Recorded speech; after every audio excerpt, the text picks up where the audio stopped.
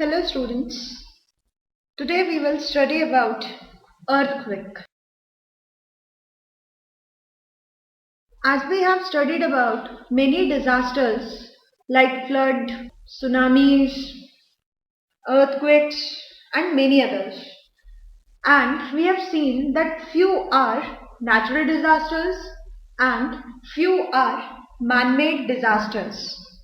As we know that disasters are those events which completely destroy the human life and property.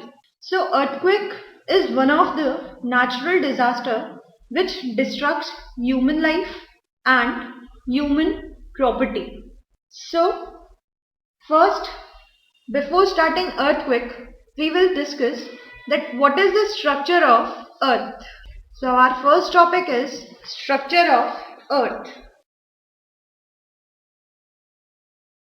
In structure of earth, we will discuss about the various constituents of the earth.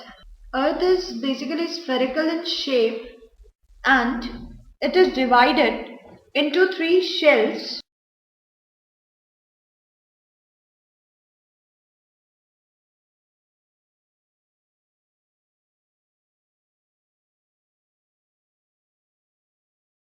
So, according to it, this is marked as the crust, this is marked as the mantle, this is inner core, and this is outer.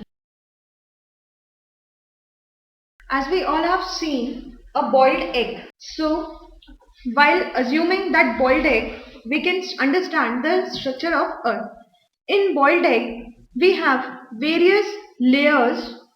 In that similar way, earth also has three layers or three shells. So, among these, first we will discuss about the crust. Crust is the outermost layer on the earth.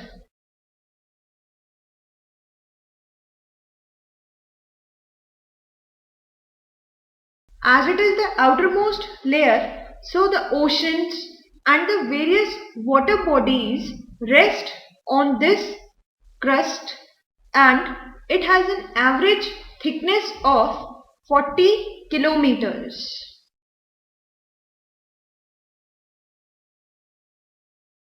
This thickness reduces when we came across or we come across the oceans, and in oceans its thickness reduces to 10 to 12 kilometers.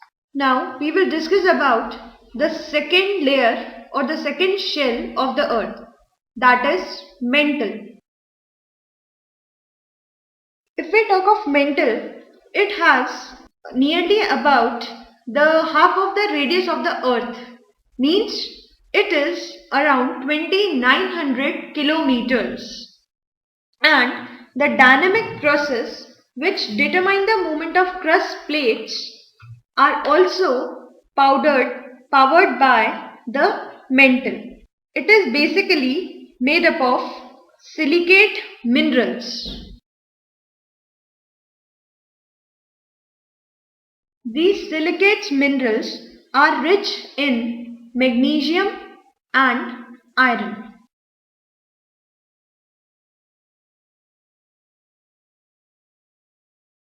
And the density of this mantle decreases as we move inside or towards the depth of the earth.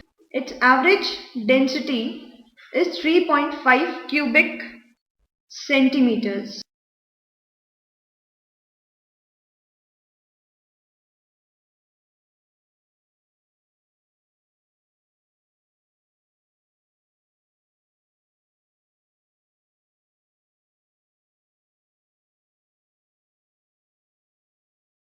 And it is the most important part of this earth structure. This structure is having plates also, which are considered to be the most important constituent of the earth. Our third layer is core, and the core is divided into two segments, that is outer core and inner core. So first we will discuss about outer core. It is around 2300 km in thickness.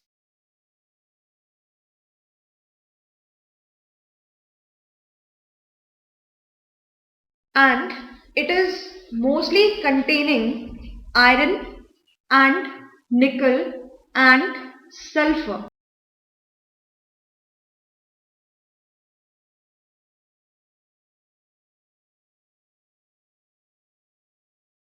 And all three elements which constitute the outer core are present in molten state.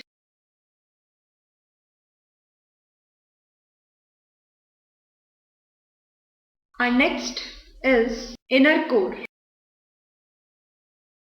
It is having a thickness of about 1300 km.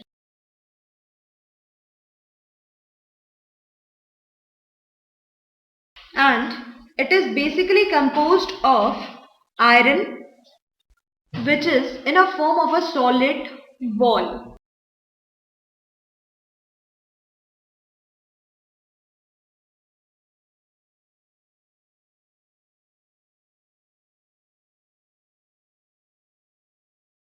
So this was the structure of Earth.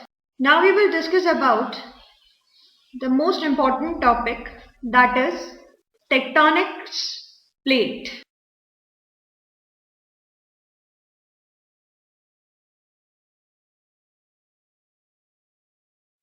Tectonic plates are also a constituent of Earth itself. These are broken into many large pieces. Across the world, we have mainly 7 large tectonic plates and many number of small plates also.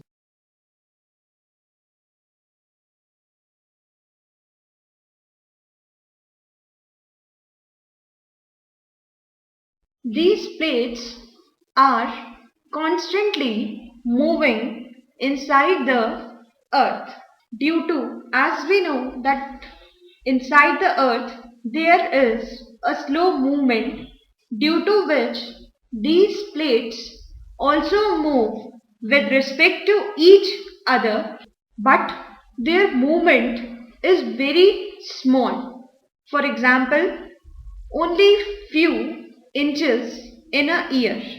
But the energy which is developed due to their motion is very large.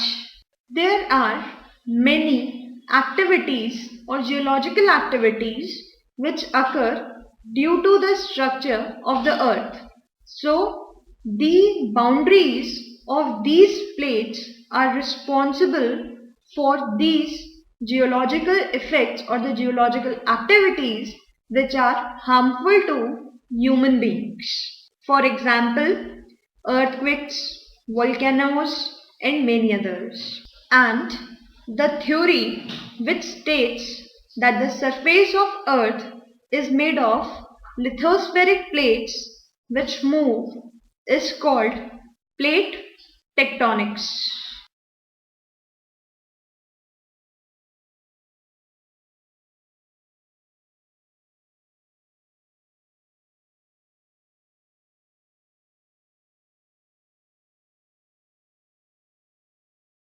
So here we complete the tectonics plate. Our next topic is that how the earthquake occur.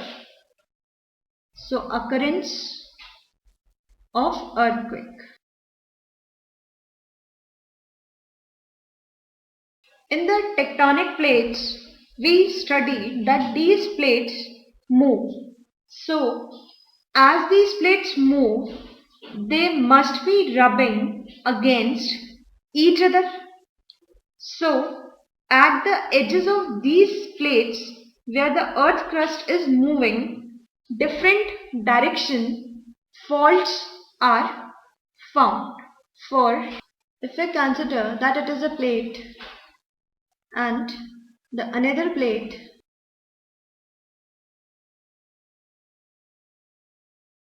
is this, and this plate is moving in this direction and this plate is moving in this direction. So whenever these two plates move, they must be rubbing against each other. This dotted line shows that the plate is rubbing against the another plate.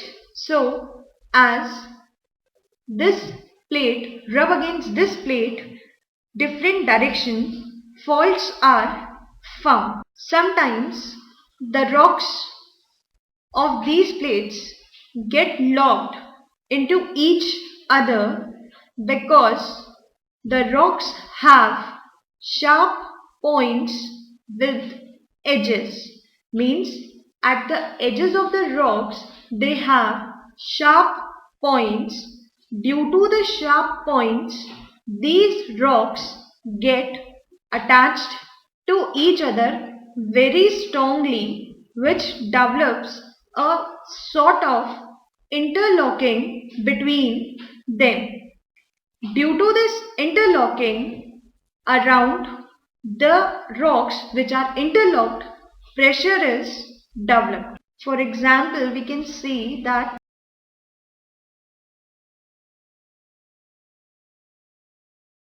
these are the two rocks which were moving, and due to their rough surfaces which are facing to each other, there develops a interlocking sort of. That interlocking prevents these two rocks from moving,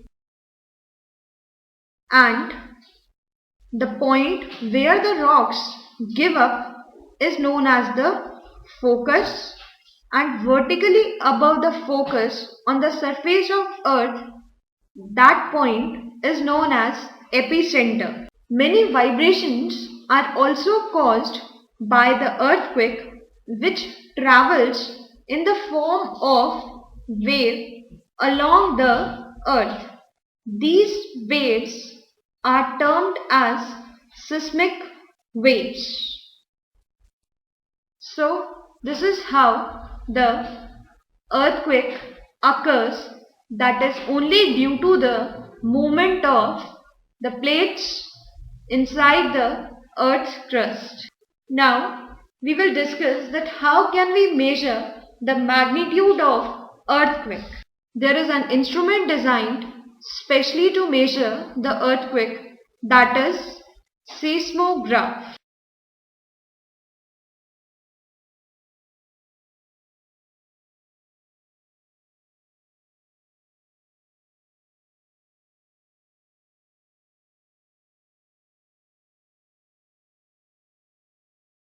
There is a device that is used to measure the earthquake. Now we will discuss that how it is used to measure the earthquake.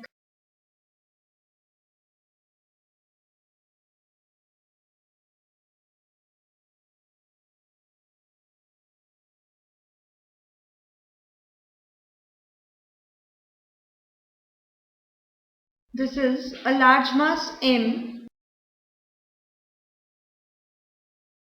This is pen, and this seismograph is placed on the surface of earth. According to figure, we can see that it is consist of a ball having a pen attached to it, which touches a sheet of paper. Means the pen is touching the sheet of paper which is kept on the below surface of the seismograph, and the paper which is kept is a graph paper. So whenever there is a shaking of the earth due to the earthquake, the whole apparatus also disturbs or starts vibrating. As the whole device vibrates, the ball or the large mass also have some movement. Due to the movement of that large mass, pen also have some movement. Those movements are recorded on the graph paper on which the tip of the pen is kept, and the records which are provided by the pen are studied, and the various parameters of the earthquake are depicted, and the graph paper shows the information are termed as seismogram. So the series of waves which are given by the graph paper are seismograph.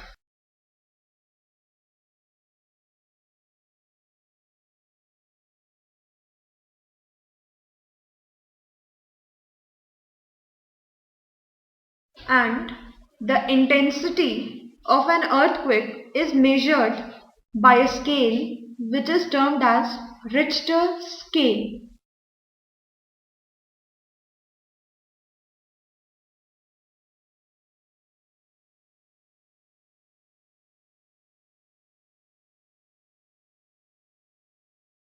According to the Richter scale, it is believed that whenever it gives a reading of 2 to 4, means whenever the Richter scale has a reading of 2 to 4, it is considered that the earthquake is not damaging. Means if it is coming, then it won't create any damage to human and life property. And if it's range from 4 to 8, then it is moderate. Means it would be causing the damage, but those damage are not too much. And if its reading is from 8 to 9, then it's very severe. Means the damages caused in this condition are large enough. And on each increase of 1 of the Richter scale, the increase in energy is 30-fold. Means at every reading, the amount of energy due to earthquake increases 30 times. So this is how we can measure the intensity of an earthquake by using the Richter scales. We have many earthquakes. In our India also, among which one of them is at Indo-Pakistan border, that was of magnitude 7.6. Due to this earthquake, around 50,000 people lost their lives. Second was 26 January 2001 in Gujarat, due to which 90,000 people lost their lives. And next, 30 September 1933, that was in Maharashtra, and around 10,000 people lost their lives. So these were the few datas of the earthquake which we have seen in our country. Now there are some preventive measures or safety measures which can reduce the hazards or which can prevent us more or less from the hazards of earthquake. Among that, first is the buildings which are being constructed nowadays should be constructed under the privilege of a good architect who should construct the building according to the ground shaking. Means the building should withstand the ground shakiness. Next is there should be intensive analysis of soil before constructing a building. Next, building norms should be followed as far as quality of the material used is also of very concern. Next, construction of buildings should be avoided in the areas which are prone to such disasters, which may also include fires, floods, landslides, and cyclones. And if the building has been constructed, means it is existing, then it should be upgraded by retrofitting techniques. And if we talk that the earthquake has came, means what are the preventive measures which should be taken at the time of earthquake? Those are, during earthquake, if we are under the house, means if we are inside the house, then we should make ourselves away from the heavy objects, because they may fall and they may hurt us severely. Next, if we are outdoor, then we should prevent us from standing under trees and electric poles. And if we are driving, then we should stop. It is safe, but stay inside the car or anything which we have been driving. And we should stay away from the bridges, overpasses, and the tunnels. So, this was the brief knowledge about the earthquakes.